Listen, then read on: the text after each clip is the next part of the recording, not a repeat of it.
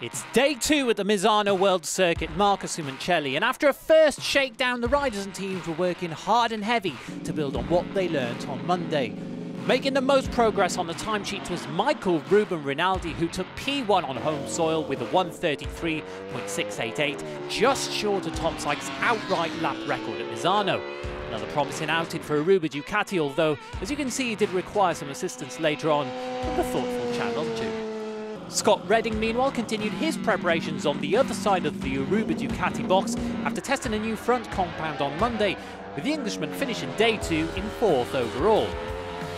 Over at Pata Yamaha, Toprak Razgatlioglu spent some more time with the new aero package after only getting a few late laps on Monday.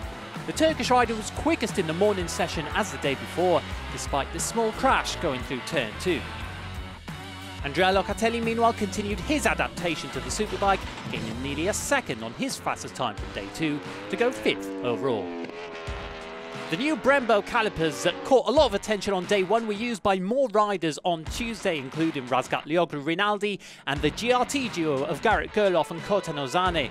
And regarding the timesheets, the American gained over a second on his previous best time to go a fantastic P3 with a 1:34 flat.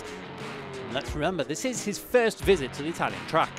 Kota Nozane, meanwhile, also improved his times, clawing his way into the 1:35s. On Monday evening, we learned of the return of a famous name to WorldSBK, with Alstar back after 7 years to assist Christophe Ponson on his new Yamaha adventure. His test, meanwhile, ended a bit early on day 2 after a big off at turn 10. No such incidents curtailed Tito Rabat's second day at Misano, although he was left somewhat frustrated in P9 out of the 10 superbike riders.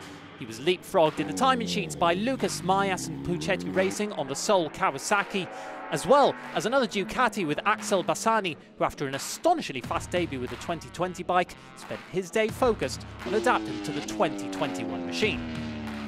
Moving over to Supersport, and we saw Chanon Julend in a hand earlier on, but his day was not without incident either, as he missed the first half of day 2 after a massive front-end crash at turn 15. Just look at that bike.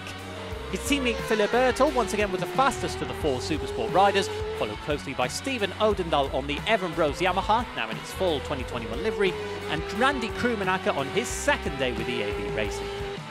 And that's all from Misano, but stay tuned as more and more teams accelerate their testing programs in the next few weeks.